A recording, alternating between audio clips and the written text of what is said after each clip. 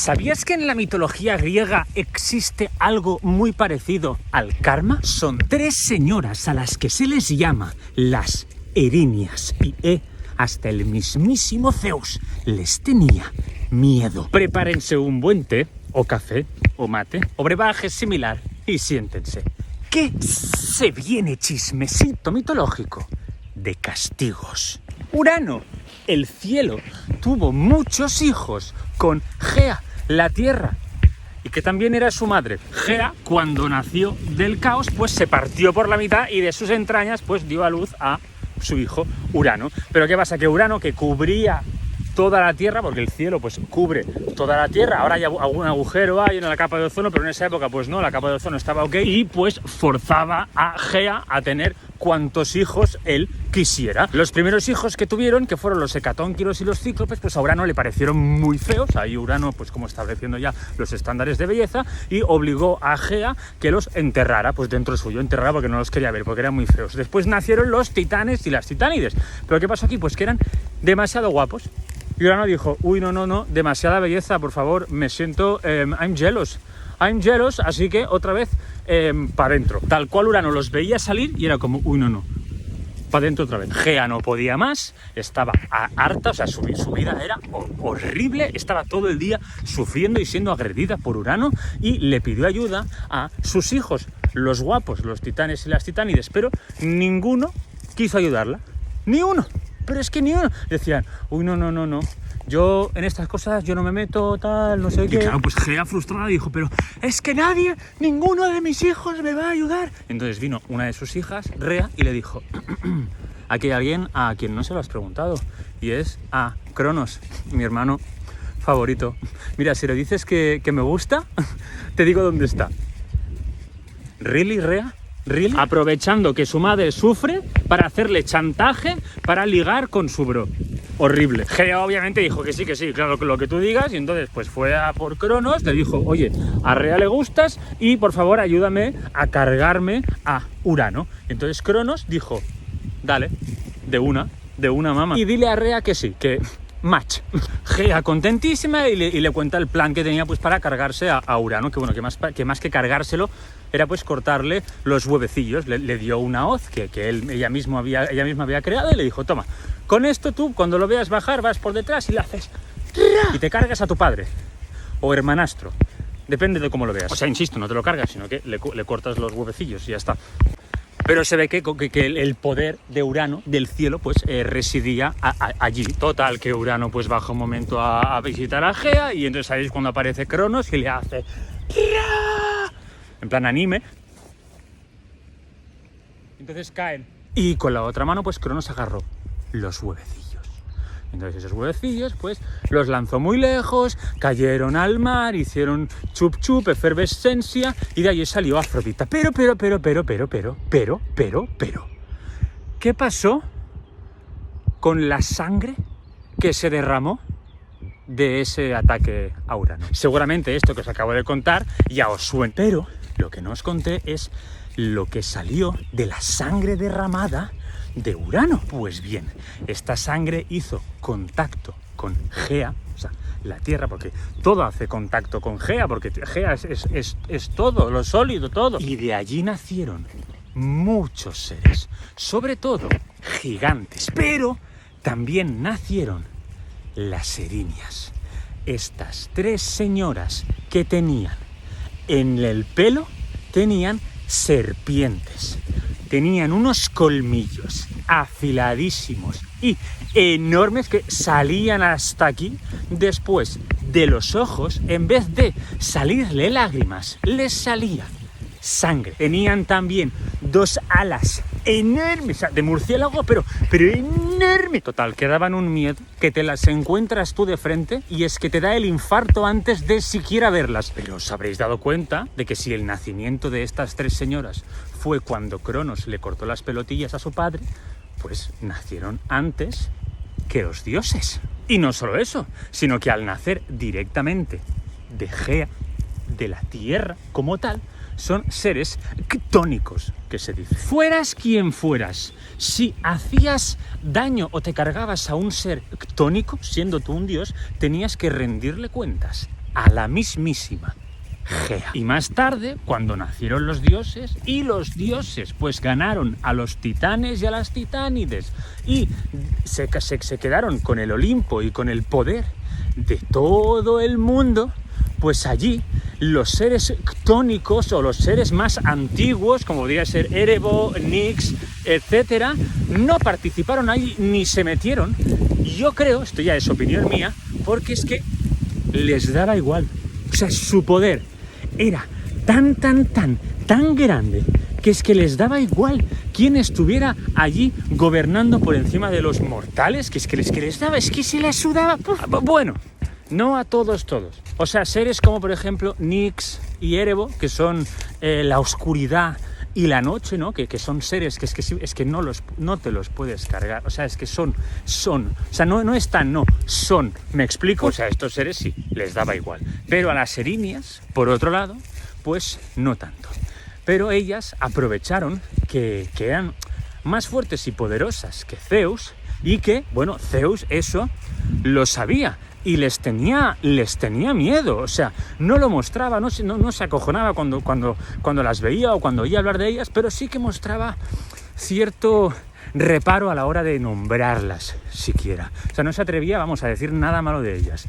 Pero como ellas no pretendían quitarlo del trono, porque no querían su poder jerárquico, simplemente pues querían involucrarse un poco en todas las cosas que Zeus pretendía hacer, que era, bueno, lo de crear a los humanos y gestionar un poco qué pasaba con los muertos y eso, que bueno, que eso lo hacía, pues se hacía en el inframundo. Pero ellas no querían que Zeus creara unos seres que acabaran siendo tan horribles como lo era él. Y lo gracioso es que a Zeus eso pues le parecía bien, porque Zeus no lo veía como que sus seres se podían convertir en seres horribles como él. No, él lo veía como que esos seres pues quizás se podían creer hacer las cosas increíbles que hacía él. Y él pues no quería que ninguno de esos mortales se atreviera siquiera a pensar que podía hacerle algún tipo de competencia. ¿A qué cosas horribles se referían las erinias? Pues principalmente a dos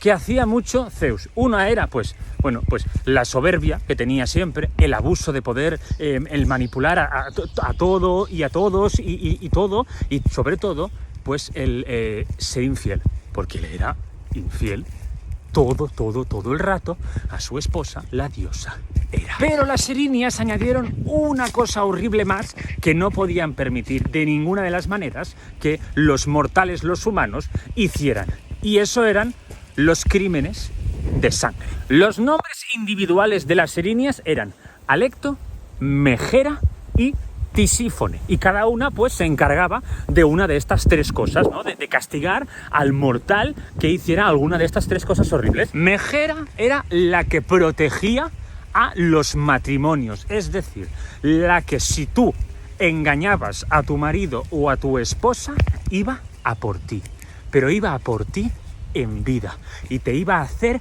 sufrir hasta que el oráculo o quien fuera con cierto poder divino / místico te perdonara los pecados, a cambio de, pues, lo que sea que tuvieras que hacer. Eso no os lo he dicho, pero las erinias, cada una tenía un látigo de hierro que te perseguía, te reventaba todo el rato hasta que recibías el perdón, ¿eh? Si cometías alguna de estas cosas, es que iban a por ti y tú sufrías. Era un dolor físico, psíquico y todo. Después la erinia Tisífone era la que se encargaba de castigar los crímenes de sangre. Y no solo de si asesinas a un familiar cercano, rollo padre, mi hijo, hermano. No. Había que tener muy en cuenta pues dónde iba a parar tu sangre, porque si era un primo segundo que tú desconocías, pues igual ahí también pringabas, ¿eh? Y eso muchas veces era un percal, ¿eh? Porque en esa época había muchas guerras, muchas cosas, entonces los guerreros, pues a veces era como, un momento, me voy a enfrentar con los de la ciudad de no sé dónde, a ver si así, por mala suerte, voy a matar yo ahí a un primo tercero que yo no sé qué tengo. Podemos hacer por aquí, pues contar quiénes son nuestros padres y madres, y el que no lo tenga claro que no participe, porque como matemos ahí a algún familiar lejano por confusión, vamos a pringar muchísimo y no queremos eso. Esto no sé si lo hacían, yo lo hubiese hecho, perdona que os diga, pero no está escrito que lo hicieran, pero yo lo hubiera hecho. lo hubiera sugerido al menos. No es por nada, pero estaba pensando yo ahora, digo, menuda sugerencia más buena, porque, o sea, perdón, pero si se hubiese hecho eso, pensad que en esa época pues también se abandonaban muchas criaturas, entonces la gente crecía sin saber quiénes eran sus padres ni sus madres, por lo tanto prácticamente nadie hubiese podido luchar, por lo tanto no hubiesen habido guerras. Paz mundial. Bueno, y por último pues estaba la Erinia, que se encargaba un poco de la moralidad, así un poco en general, que... Disculpen, es que había un pájaro que yo, claro, no me avisan de estas cosas. Es un pájaro que pues traduce a su idioma, pues al resto de aves, los chismecitos que yo os voy contando. Bueno, total, que la Erinia Alecto pues se encargaba eso, de gestionar pues un poco la moralidad. Al mínimo que se pasaba un poco de listo, que se creía un ser divino, se creía un dios, un Zeus, un whatever, pues también lo perseguían hasta que recibiera algún tipo de perdón o hasta la muerte incluso. Pero las erinias no provocaban la muerte. Las erinias te torturaban hasta que pues te morías o de viejo o de lo que fuera, pero te morías. Pero ellas seguían. Incluso después, una vez muerto, te podían perseguir hasta el inframundo ahí todo el rato. Y vosotros diréis, hostia, pues en la mitología griega entonces nadie se atrevía a cometer crímenes, ¿no? Porque habría que estar muy loco para cometer un crimen si van a sufrir tantísimo. Lo estaban. Y hasta aquí la historia origen de las erinias. Pero las erinias aparecen en algún que otro mito con bastante protagonismo, que ya os contaré más adelante. Siempre se ha representado a la muerte como un esqueleto con una túnica capucha que solo se le ve en la calavera y llevando una guadaña enorme. Pero en la mitología griega no es nada así. Pero nada, cero. Prepárate un buen té o café o mate o brebaje similar y siéntate. ¿Qué se viene chismecito mitológico del dios de la muerte? En la mitología griega, lo equivalente al Big Bang vendría a ser la descendencia de Caos. Caos fue como lo primero que hubo, o sea, el primer ser que ni era ser, pero sí que existía, o sea, que era algo, no había ahí algo. Entonces de allí pues descendieron varios otros seres, entre ellos Erebo y Nix.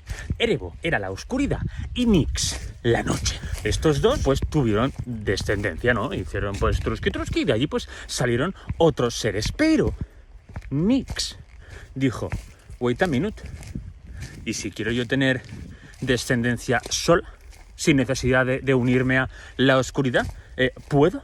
Y efectivamente sí que podía. Y lo supo porque vio como su hermana Gea, la Tierra, había tenido un hijo, Urano, el cielo, pero de ella misma. O sea, Gea se partió por la mitad y de ahí pues nació Urano. Y entonces Nix dijo, un momento, yo también quiero y puedo. Erebo se puso celoso y le dijo, perdona Nix, pero necesitas a mi P. Y Nix le dijo, I don't need no P. Y efectivamente, no necesitaba ningún P. Con Erebo tuvo a Caronte, que es el barquero del inframundo, ¿no? El que lleva a las almas de los muertos humanos a su destino, y también tuvo pues el río Estigia, por ejemplo, ¿no? Que era el río pues por donde iba Caronte con su barquita. Pero Nix sola tuvo a ni más ni menos que Tánatos, la muerte, y Hipnos, el sueño. Pero no el sueño de soñar, no, el sueño de dormir. Y estos dos eran gemelos. Y vosotros diréis, claro, ahora seguro que Nix va a querer más a sus hijos, estos dos, a Tánatos y a Hipnos, que a Caronte y a Estigia. Pues no, chicos, no quiso más a unos que a otros, los quiso a todos por igual, que es decir, un total de 0 unidades de amor para cada uno. Y os preguntaréis, ¿pero por qué Nix no quería a sus hijos? ¿Qué mala persona, qué mal ser, qué mal ente? Pues no, a ver, no. Pero ¿cómo va a querer a sus hijos cuando ni siquiera existe aún el amor? ¿Nunca habéis escuchado como un típico análisis psicológico de cómo vas a saber dar amor si nunca te lo han dado? Pues es un poco lo mismo, pero según mi teoría, aquí en contexto mitológico, porque claro, hay varias versiones del nacimiento de Eros, que vendría a ser como la representación un poco de el amor, o de uno de ellos.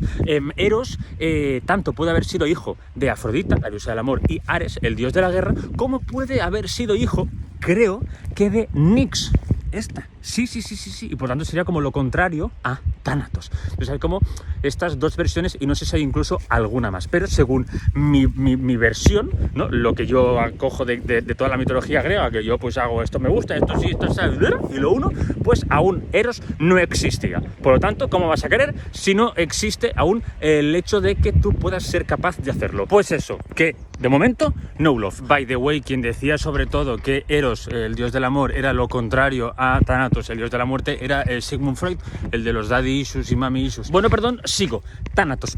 ¿Cómo era Thanatos? Porque Thanatos no era un esqueleto, casi con una túnica capucha, en plan, hostia, qué calor, ¿sabes? Y una guadaña y que dices, ¿por qué ibas eso tan grande? Oh, qué pereza, ¿no? Déjalo, yo que sé, en una taquilla, déjalo en casa, ya lo recogeré algún día. No, Thanatos era bien bello y hermoso. También tenía alas, unas alas preciosas, e iba sin camiseta él, iba shirtless. Y puede que pienses, hostia, pues si la muerte es así, joder, maldita sea, qué ganas de que venga. No te equivoques. Thanatos representaba un tipo de muerte, pero no todas. Él era la muerte tranquila, la muerte bella, hermosa, la de que tú ni te enteras. Y entonces lo ves aparecer ahí, bien hermoso, y dices, ¿quién eres? ¿Qué quieres? Y él te hace así, y tú dejas el mundo de los vivos con un solo toque. Y ni te enteras, no sientes dolor, no sientes nada, simplemente dejas de estar. Pero eso no es decisión del mortal, del humano que quiere adelantar su muerte y para que venga Thanatos. No, eso no es decisión suya, eso es decisión de la muerte de Thanatos. Pero sobre todo es decisión de las Moiras. Ya os hablé de las Moiras, tenéis un vídeo en mi perfil, pero así un poco en resumen son las tres señoras encargadas de organizar cómo va a ser, de organizar tu vida, de cuál va a ser tu destino el día en que naces. Las que construyen, las que miden y las que cortan el hilo de tu vida. Y de la mía, claro. Y entonces, pues cuando llegaba el momento final del mortal X, pues Thanatos iba allí. Pero vosotros me diréis, pero un momento, no todas las muertes son tranquilas, no todas las muertes son plácidas. O sea, hay mucha gente que muere sufriendo mucho por un accidente, por lo que sea, lo que sea.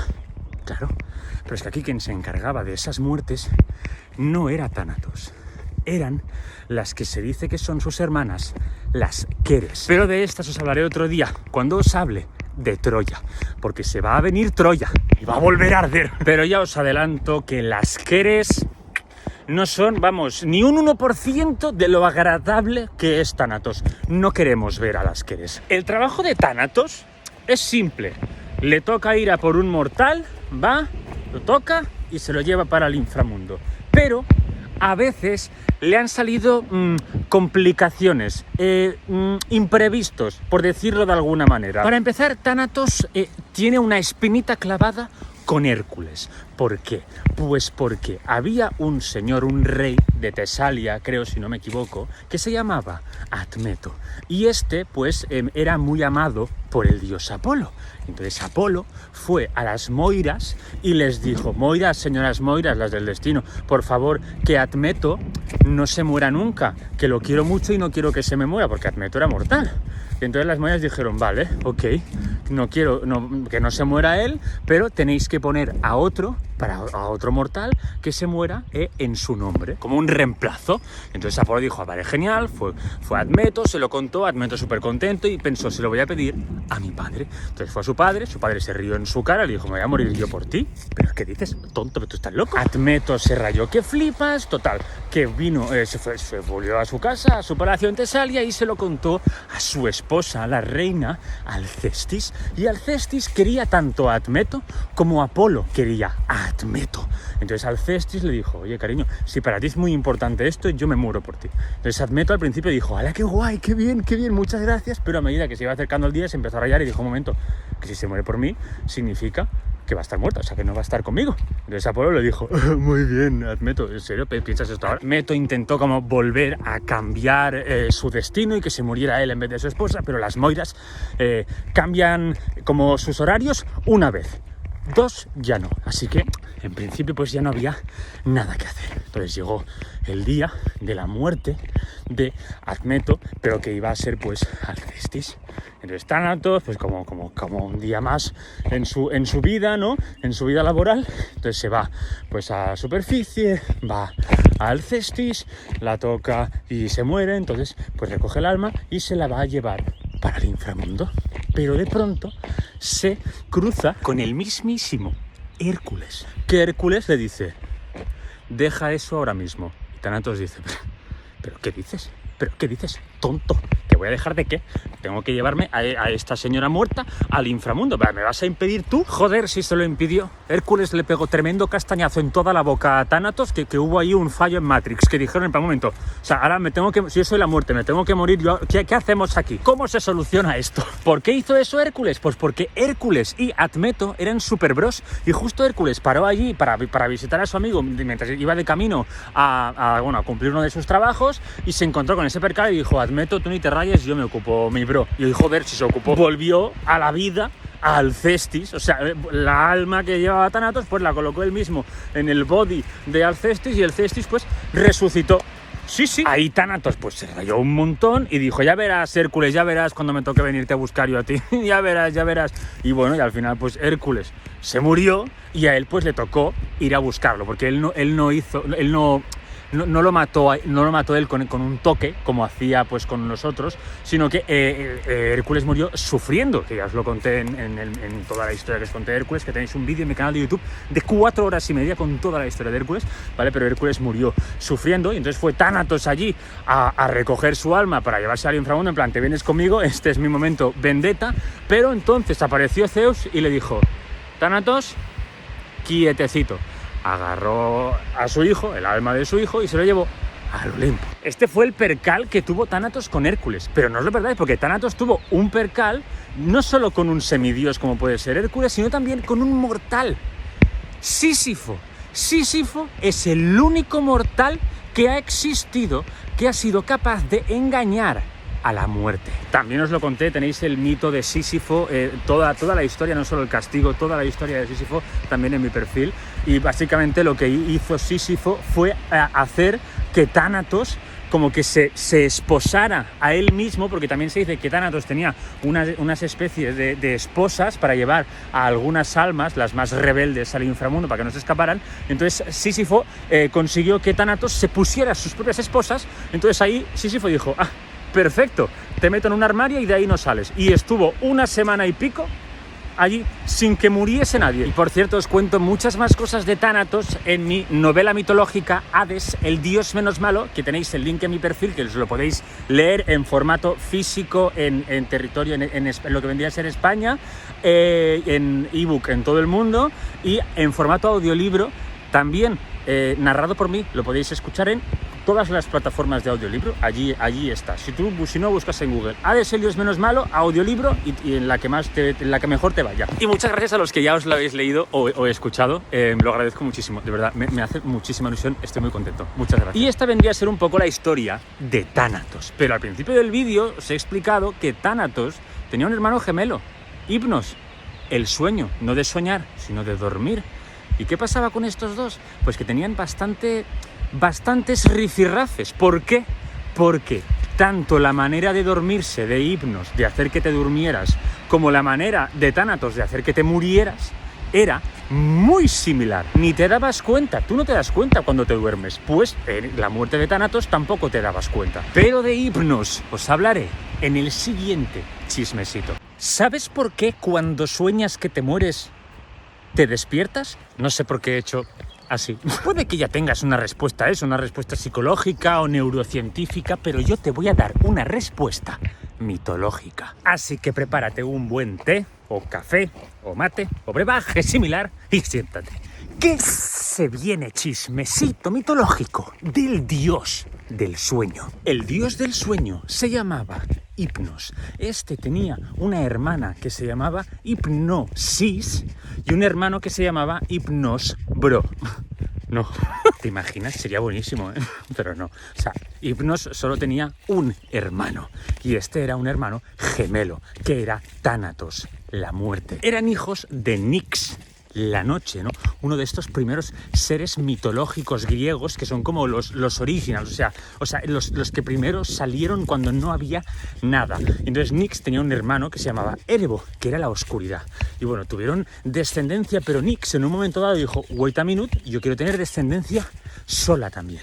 Y lo hizo.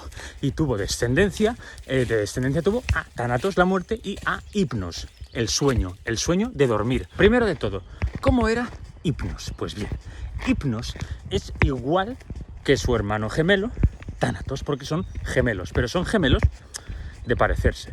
Que creo que los que no se parecen son los mellizos.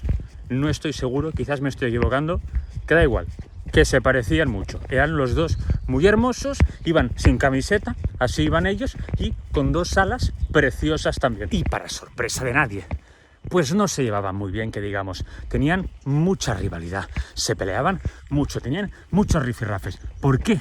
A ver, los dos eran igual de bellos, igual de hermosos, igual de poderosos, porque esa no era la cuestión, no era que uno era más fuerte que el otro. Claro, los dioses tienen un ego aquí enorme que hay que mantener, ¿no? ¿Y quién se lo mantenía? Pues sus fans son los mortales. ¿Y qué pasa?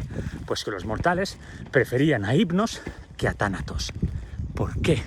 No solo porque a la mayoría de gente le guste dormir y a muy poca gente le guste morir, sino porque es que a uno lo ves todas las noches y al otro solo una vez en tu vida. Ah, claro, por eso hay gente que le gusta tanto hacer siestas. Al principio de todo, cuando Thanatos e Hypnos se estaban acostumbrando a hacer sus labores con los humanos, pues había mucha gente que se moría sin querer. Sí, tal cual, o sea, hay gente que en vez de morirse debía dormirse, pero pues se traspapelaban sus labores y uno acababa durmiendo a quien debía morir y el otro acababa matando a quien debía dormirse. Y es que realmente, o sea, los dos mataban y dormían igual. O sea, Hypnos te venía, te hacía así y te dormías. Y Thanatos pues te venía, te hacía así y te morías. Era exactamente lo mismo. Al principio pues no sabían quién era cuál. O sea, cada noche, imagínate, cada noche te aparece uno de estos dos y dices, a ver, ¿hoy qué me toca? ¿Puedo seguir durmiendo o me toca ya morir? O sea, ¿sigo en la academia o estoy nominado y expulsado? Yo creo que vivían así, como si estuvieran en una especie de gran hermano. Y seguro que hay alguien por aquí que debe estar pensando, pues a mí no me gusta dormir porque siempre tengo muchas pesadillas o sueños muy raros. Ya, pero es que aquí entran los hijos de Hypnos, porque hubo un tiempo en que la gente no soñaba, simplemente dormía. Los hijos de Hypnos se llamaban Oniros. Hay quien dice que no eran hijos de Hypnos, sino que eran hermanos, es decir, hijos directamente de Nyx, la madre de Hypnos, y Thanatos. Pero la versión que dice que eran hijos de Hypnos cuenta que Hypnos, por petición de la diosa Hera, durmió a Zeus durante, pues, una movida que pasaba cuando lo de Troya. Esto os lo contaré más adelante, ¿vale? Y, pues, Zeus se durmió, pasó algo que quería la diosa Hera que pasara, y cuando Zeus se despertó y se enteró que Hypnos lo había dormido, se cabreó muchísimo y fue a por él. Pero su madre, la madre de Hypnos, Nyx, la noche le dijo a Zeus, ¿dónde te crees que vas? Porque sí, porque Zeus era muy valiente, muy poderoso y muy agresivo con todos, pero con los seres que habían nacido antes que él, es que ni se atrevía a mirarla a los ojos a Nyx, ni a Erebo, ni a los demás de esa generación. Pero es que ni se atrevía. Y entonces la diosa Hera le había prometido a Hypnos que si dormía a Zeus, pues le permitiría juntarse con Pasítae. Entonces Hypnos se juntó con Pasítae y tuvieron a los Oniros, que fueron 1000 criaturas tuvieron. Sí, pero tranqui, que no os voy a contar aquí todos y cada uno de ellos, ni sus nombres, porque es que realmente solo se saben 3, que son los 3 principales. Uno era Fantaso, otro era Fobetor y el tercero y más conocido era Morfeo. Fantaso era el sueño que te deja loquísimo, o sea, que te deja que te despiertas y dices, ¿esto ha pasado de verdad o lo he soñado? ¿Vale? O sea, pero cosas muy locas, pero que lo sientes como muy reales. Fobetor era el Oniro que se encargaba de las pesadillas, de lo chungo, de que no te quieres volver a dormir nunca más. Y Morfeo se dice que era directamente el sueño como tal, es el mensajero del sueño de sí mismo, pero él también es el líder de los demás. Él también puede decidir qué vas a soñar o no, pero él, en principio, pues era el mensajero, el que te llevaba el sueño, el que te lo ponía dentro de tu cabezota. Y os preguntaréis, vale, estos son estos 3, pero ¿y los 997 otros oniros? ¿Qué? Es que hasta en el sueño, hasta para soñar, hay clasismo. Morfeo, Fabetor y Fantaso se encargaban principalmente de los sueños de los reyes y reinas y emperadores y gente como muy importante, entre comillas. Y los otros 997 pues eran pues para el resto, para mí, para ti, para el resto. Y retomando un poco la premisa del vídeo, lo de que por qué no podemos soñar que nos morimos, aquí pues claro, entre el dormir y el morir hay muchísimas similitudes en la mitología griega, porque, o sea, Morfeo vendría a ser un poco una especie de Caronte, ¿no? Tú a Caronte, el barquero del inframundo, cuando te mueres y baja tu alma allí, pues tienes que llevar una moneda para que él pues te lleve en su barca a tu destino, ya sea el Tártaro, los campos elíseos o los campos asfódelos. Y Morfeo no te pedía una moneda, pero directamente, dependiendo de cuál era tu clase social, pues te llevaba un sueño o no, u otro. Si eras un emperador, un rey, una reina, whatever, pues te llevaba un sueño. Si no, pues lo que sobraba por ahí. Pero ¿por qué no podemos soñar que nos morimos? ¿Por qué nos despertamos justo antes? Pues bien, te voy a contar mi teoría con todo esto, ¿vale? Para Tánatos, su trabajo, al igual que para Hipnos, pues es muy importante. Y entonces, para él, que uno de los hijos de Hipnos se atreviera a meter en un sueño la muerte, pues era una falta de respeto gigante, enorme.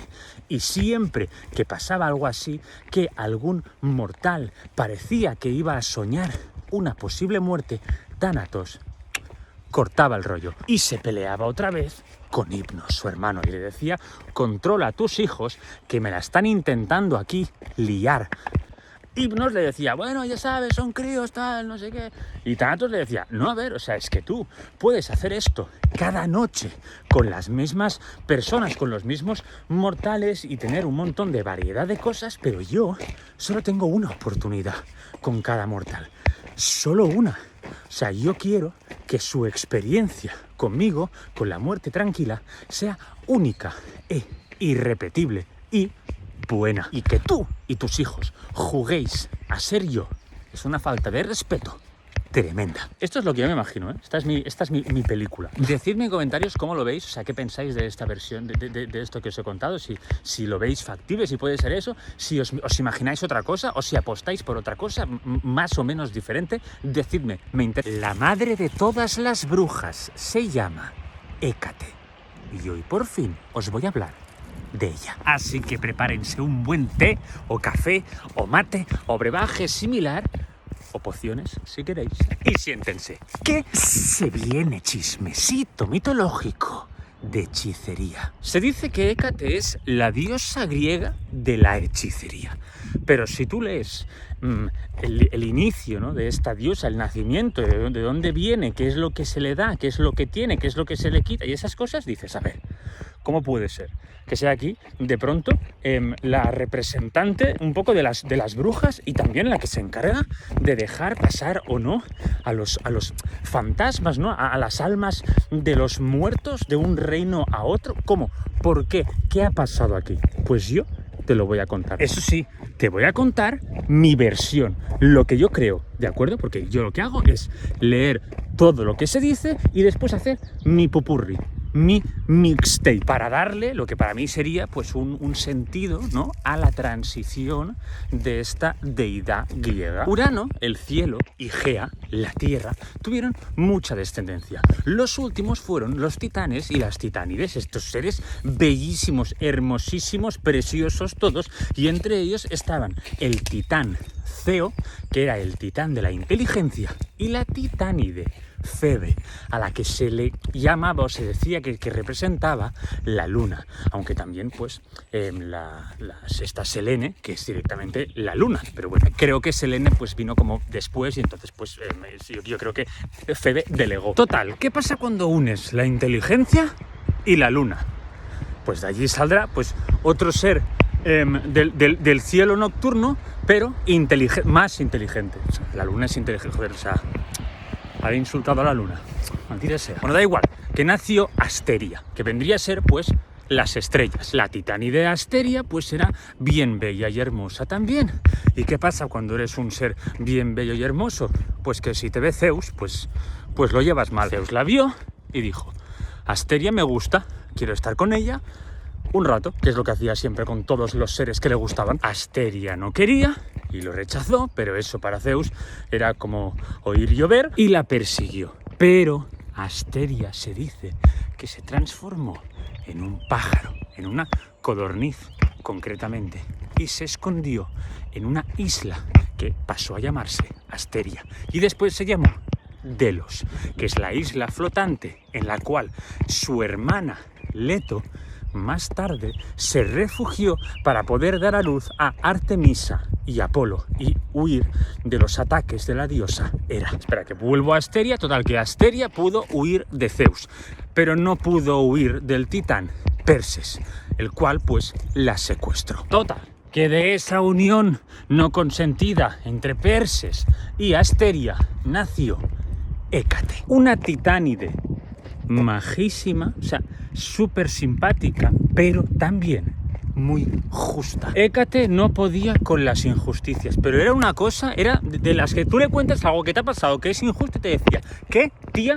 Tire para allá que te ayudo. Vamos a solucionar esto, hombre, que no, tú no te quedas así. Súper buena amiga, Hécate. Bueno, eso para algunos, porque igual para otros no, porque ella, si tú hacías algo que estaba mal o que a ella no le parecía bien, pues oye, te lo decía y no estaba de tu lado, te intentaba ayudar, te intentaba decir lo que ella pensaba, pero si tú R, ella te dejaba allí, sin problema. Que de hecho eso fue lo que pasó en la Titanomaquia. La Titanomaquia fue la lucha esta entre los dioses, hijos de Cronos y Rea, y los titanes y titánides, hijos e hijas de Urano y Gea. Pero hubo algunos titanes y titánides que no estuvieron del lado de los de su especie. Porque claro, esa guerra estaba provocada por Cronos, que se había comido a sus hijos, los dioses olímpicos, posteriormente olímpicos, y que pues ellos lo único que querían era defenderse, ¿no? Porque Cronos los quería matar y ellos se defendieron. Y Hécate entonces dijo que ella no quería luchar contra los dioses, tampoco contra los de su misma estirpe, pero dijo: oye, mira, yo aquí no me meto. ¿La serpiente? Uno de los animales de Hécate es la serpiente, ¿eh? Igual es ella. No sé, no me ha atacado, o sea que de momento, bien. Cuando acabó la Titanomaquia y ganaron los dioses, pues Zeus tuvo en cuenta todos los titanes y las titánides que o habían estado de su lado o no se habían metido porque, bueno, pues simpatizaban más con los dioses que con los de su especie, pero aún así no querían meterse, ¿no? Y entonces Zeus, agradecido con Hécate por eso, pues le otorgó varios poderes. Le otorgó poder sobre la tierra, sobre el mar y sobre el cielo. Pero eso lo hizo sin pensar en los poderes que Hécate ya de por sí, por ser una titánide, ya tenía. ¿Y por qué no lo tuvo en cuenta? Pues porque Hécate aún no los había o mostrado o desarrollado del todo. Y claro, entonces Hécate se transformó en una divinidad muy poderosa. Tan poderosa que realmente, si hubiese sido cruel, ¿no? Un ser malvado como Zeus, pues se hubiese enfrentado con los dioses que hubiese querido y la hubiese liado que flipas. Pero no lo hizo. Eso sí, con el nacimiento de los humanos, pues ella también quería llevarse su parte de adulación, ¿no? De que le dijeran cosas bonitas, de que los humanos le regalasen un poco los oídos como hacían con los otros seres. Y ella pues no iba a ser menos, ¿no? Y rápidamente los humanos aprendieron que si le rezaban, si le hacían sacrificios, ofrendas a la diosa Hécate se lo iba a agradecer de manera muy generosa, pero de cualquier manera. Pensad que tenía poder sobre el cielo, la tierra y el mar. Si eras pescador, pues te daba peces. Si eras agricultor, te hacía que de tus tierras brotaran alimentos maravillosos, y en el hogar también, que tuvieras suerte con la familia, o si querías que te lloviera, pues que te lloviera. Bueno, todas esas cosas. Pero como os he dicho antes, Hécate era muy justa y todo lo que te podía dar, después te lo podía quitar. Oli, ¿estás bien? Sube, que te llevo. Parece que está bien, disculpe. Sigo. Si querías que te ayudara y que te hiciera que de tu tierra brotara alimento y todas esas cosas, lo que sea que quisieras, pues tenías que darle amor bastante seguido, de manera regular. En otro orden de cosas que le gustaba hacer a Hécate era pues investigar un poco sobre las plantas. No sabía que la medicina para los mortales pues estaba en las plantas y que tenían pues mucho más poder de lo que ella creía. Y allí fue cuando empezó a descubrir las pociones, un poco los conjuros y, lo más importante, cuando conoció a Deméter. Deméter, la diosa exclusiva de la agricultura y de los bosques y la vegetación más en concreto, de manera más especializada. Así como Hécate era un poco más general, pues ella más especializada en eso. Y se hicieron súper amiguis, pero súper amiguis, ¿eh? Tanto que cuando Perséfone fue secuestrada por Hades, que en el momento pues no se sabía qué había pasado, solo se sabía que había desaparecido, pues Deméter le pidió ayuda a Hécate. ¿Por qué a Hécate? Pues porque, aparte de ser su amiga amiguísima, Hécate poseía una antorcha con la cual iluminaba todo, o sea, todo rincón de la superficie. Con esa antorcha quedaba iluminado, y entonces era imposible que Perséfone pues no apareciera. Hécate le dijo que ok, por supuesto que te ayudo, vamos a ello. Empezaron a buscar y ¡oh, sorpresa! No apareció y no dejaron ni un rincón sin iluminar. Pero claro, lo que pasaba es que ellas no sabían que Perséfone pues no estaba en la superficie, sino que estaba en el inframundo. Y Hécate tenía poder en la tierra, el mar y el cielo, pero no en la subtierra, en el inframundo. Ahí no, de momento. Cuando se enteraron de que Perséfone estaba en el inframundo y había sido secuestrada por Hades, porque se enteraron porque Helios, el titán Helios, el sol, lo había visto porque fue a plena luz del día, pues entonces Deméter habló con Zeus y Zeus fue a hablar con Hades, pasó todo lo de la granada y todo eso, pero se dice que quien fue a buscar después a Perséfone fue la mismísima Hécate, porque era en quien más confiaba Deméter. Hécate y Perséfone se hicieron muy amigas, y Perséfone, que en aquel momento se llamaba Core y que después se empezó a llamar Perséfone, que significa la que trae muerte, pues le empezó a mostrar sitios del inframundo. Y en una de estas excursiones al reino de los muertos, Hécate se fijó en que las almas de los muertos que estaban haciendo cola allí en la orilla del río Estigia esperando a que Caronte los llevara en su barca, o si no tenían moneda los lanzara al río, pues como que la miraban y le decían: ¿eres Hécate? ¿Eres Hécate? Y le empezaban a hablar, le empezaban a dar las gracias, ¿no?, por todo lo que había hecho ella para ellos cuando eran vivos. Pero claro, allí Hécate se dio cuenta de que pues, los muertos también la necesitaban, y no le parecía bien que solo pudiese ayudar a los vivos, porque era en plan, ¿y los muertos qué? Porque los muertos tienen otra vida, entre comillas, que es literalmente el resto de la eternidad. Incluso puede ser que la necesiten más que los vivos. Pero claro, ella pues tonta no era y no quería enfrentarse a Hades, porque si le decía a Hades: oye Hades, déjame hacer esto, en plan, déjame inmiscuirme en tu reino y hacer lo que yo quiera, porque igual Hades pues le decía que no, y lo que hizo fue pedírselo a Perséfone. Entonces Perséfone fue a Hades justo en ese momento en el que Hades estaba preocupado porque Perséfone pues no acababa de estar del todo cómoda en el inframundo porque había sido pues secuestrada, ¿no? Entonces Hades pues aceptó la petición de Perséfone de que Hécate al menos pudiese ayudar a las almas de los muertos que aún tenían cosas que solucionar en la superficie. Y con cosas que solucionar no me refiero a, pues yo qué sé, alguna pared sin pintar de su casa. No. Me refiero a que su muerte había sido provocada por algo injusto. Como que alguien había sido más o menos culpable de la muerte de estos. No directamente, porque para eso estaban las erinias, ¿no? Que se encargaban, pues, de los crímenes de sangre, pero había otro tipo de crímenes que estaba allí, pues como que había como un vacío legal, ¿no? Y entonces ahí Hécate era donde entraba. Y entonces Hécate pasó de tener poder sobre el cielo, el mar y la tierra a tener sobre el cielo, el mar, la tierra y el inframundo.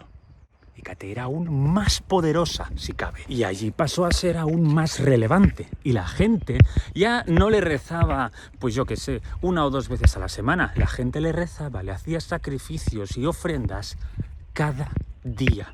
No solo para que les brotara comida del suelo y les lloviera si lo necesitaban, sino también para que no les enviara, pues, el vecino muerto que en su momento, pues, se habían peleado. Que quizás el vecino muerto, pues, no tenía nada que hacer contigo, no quería ir a por ti para nada, pero ella, Hécate, lo podía usar como castigo, pues, por no hacerle los suficientes sacrificios o las suficientes ofrendas. Un poco como Afrodita. Afrodita, si no le rezas a Afrodita, lo llevas clarísimo. Claro, y entonces Hécate, pues eso lo vio y de una manera bastante orgánica, pues ella pasó a ser una diosa más especializada en las cosas que más le gustaban, que más le apasionaban, como era, pues, las plantas, ¿no? La hechicería que se podía hacer con ellas y también, pues, su poder sobre las almas de los muertos y los fantasmas, ¿no? Y la encargada de decidir quién vuelve a la vida de manera temporal como fantasma y quién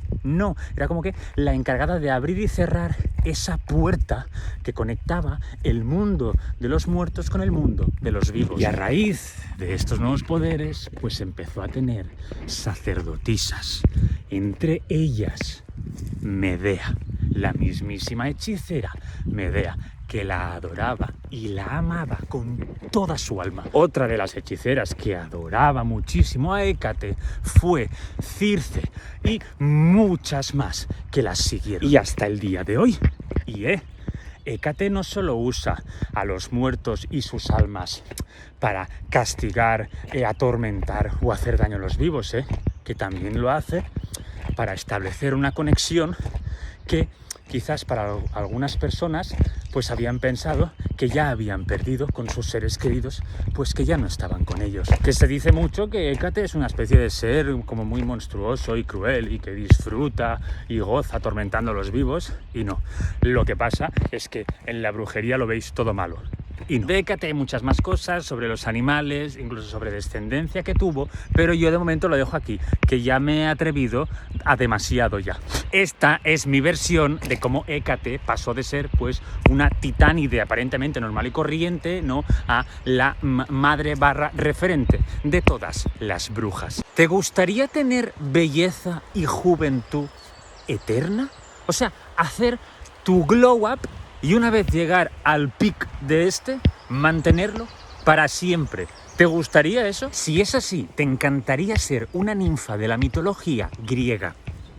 Aunque igual, después de lo que te voy a contar, cambias de opinión. Prepárate un buen té, o café, o mate, o brebaje similar y siéntate.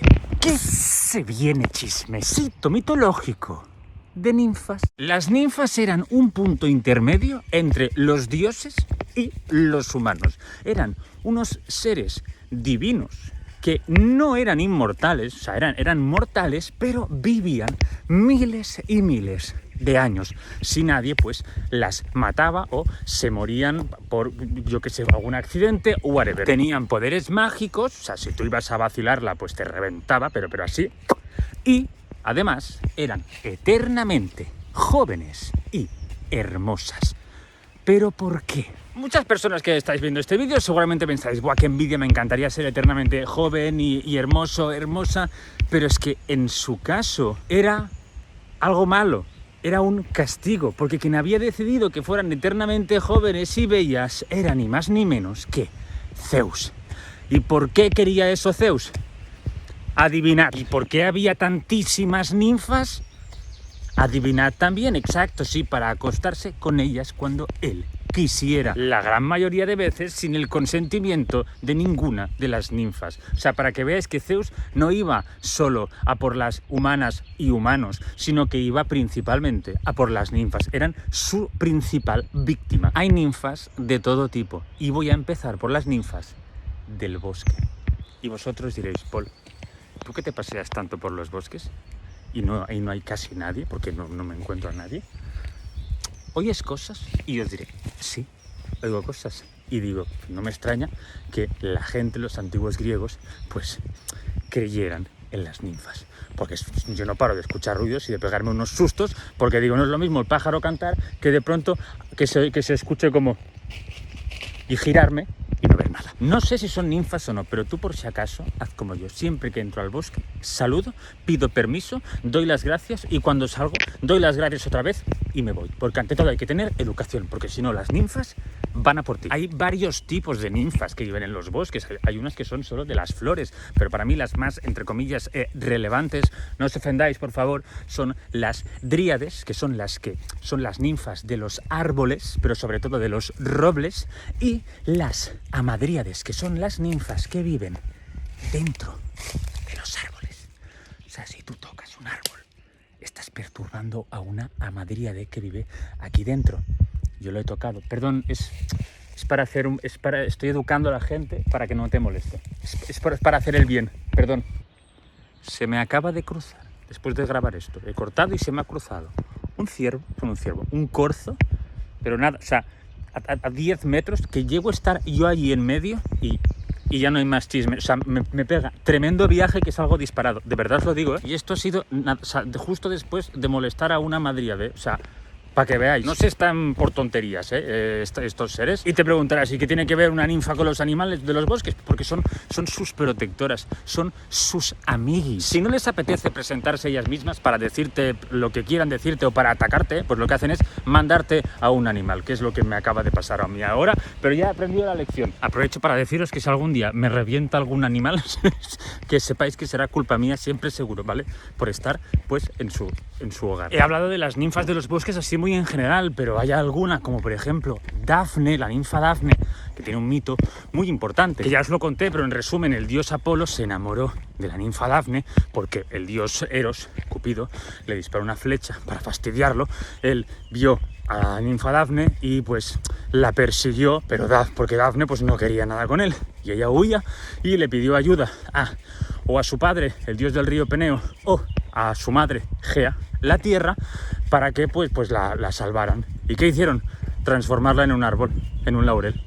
¿Qué dices? Oye, pues para eso igual no me salves, joder. Es por eso que se usa pues lo de las hojas de laurel en los Juegos Olímpicos y esas cosas. Después están las ninfas de las montañas. O sea, hasta las montañas que no son tan boscosas, pues tienen también sus propias ninfas, que son las oréades, que entre ellas está la famosa ninfa Eco, la que se enamoró de Narciso y solo le podía hablar repitiendo su última palabra o sílaba, que pues de ahí pues es lo de eco, que también ya os lo conté en la historia, en el chisme que hice de Narciso y Eco. Pero bueno, si en resumen, la diosa Hera castigó a la ninfa Eco, que por cierto era una chismosa como yo, y como ustedes también, no me miréis así. La diosa Hera la castigó porque Eco, pues en la montaña en la que estaba, muchas veces iba Zeus a visitar a las ninfas esas de la montaña, a algunas oréades, y ella pues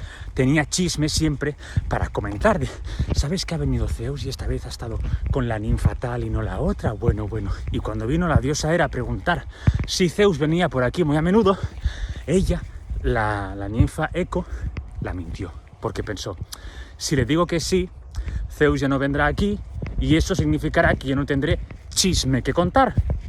Y no queremos eso. La diosa Hera, que tonta no es, evidentemente, pues le pilló la mentira y la castigó, haciendo que solo pudiese comunicarse repitiendo la última palabra o sílaba de lo último que había escuchado que decía pues otra persona, otro ser. Estas formarían parte de un poco de las ninfas que yo considero más relevantes de las zonas pues terrestres, pues están las fluviales, las de pues las aguas, todo tipo de aguas. Por ejemplo, estaban las Nereidas, que esas eran concretamente del mar Mediterráneo, que eran 50 hijas que había tenido el dios del mar, Nereo, que era un dios hijo directamente de Ponto, del mismísimo mar, y que era como el dios del mar antes de que Poseidón lo fuera, era el OG. Y la madre de estas ninfas se llamaba Doris, y esta era una oceánide, que era hija directamente de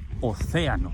Y las oceánides eran ninfas también. Y después estaban también las náyades, que para mí son un poco como las más, entre comillas, relevantes, que se puede hablar un poquito más de las ninfas, así como de las aguas, porque estas eran las más parecidas a lo que entendemos ahora en la actualidad por sirenas. Sirenas así como seres, entre comillas, malvados, ¿eh? De hecho, a Hércules las náyades no le caen muy bien, que digamos, porque mientras estaba haciendo su viaje como argonauta, se trajo con él a su amante Hilas, que era un chico al que pues quería muchísimo. Hércules tenía amantes, tanto hombres como mujeres, y Hilas era uno de ellos, y fue con el que fue al viaje de los argonautas. Y en un momento del viaje estaban cerca de una especie de río grande y profundo,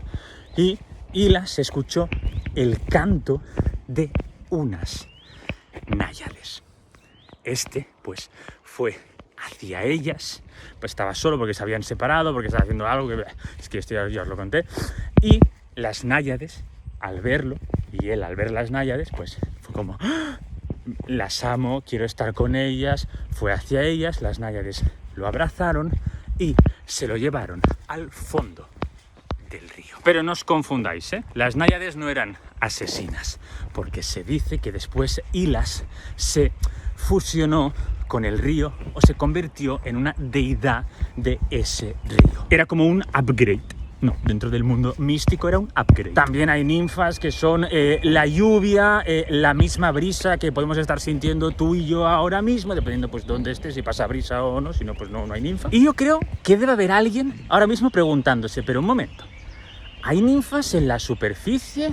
Hay ninfas arriba en el cielo, ¿no? Con la brisa, la lluvia y las nubes y esas cosas, pero también hay ninfas en el inframundo. Sí, se llamaban lámpades. Y dirás, ¿lámpades? En plan como lámpara. Espero que no tengas ninguna lámpara así en casa. Pero sí, viene de allí. A los romanos, por ejemplo, no les gustaba el nombre de lámpades y las llamaron las avernales, que a priori puede dar como más miedo, no sé. Pero estas ninfas, si habéis visto mi chismecito anterior, esto que os voy a contar, pues os va a gustar. Estas ninfas fueron un regalo del dios Zeus a la diosa Hécate, la en su momento titanide y ya luego después y ahora diosa de la hechicería y muchas más cosas. Y estas ninfas eran las ninfas protectoras, no es que necesitara protección la diosa Hécate, pero pues por si acaso nunca viene mal, que siempre iban con la diosa Hécate, iban con unas antorchas para iluminar el camino. Y también lo que hacían estas antorchas, el fuego de estas antorchas, era volver loco a cualquier hombre que se atreviera a acercarse a Hécate. A las lámpades se las llama también las ninfas de la locura o algo así, porque sus antorchas te podían provocar eso. Y estas ninfas no solo protegían a Hécate, sino también a los animales que iban con ella, en concreto a su queridísima perra. Ha habido algunas ninfas que os he dicho de dónde vienen y otras que no, pero porque no está del todo claro.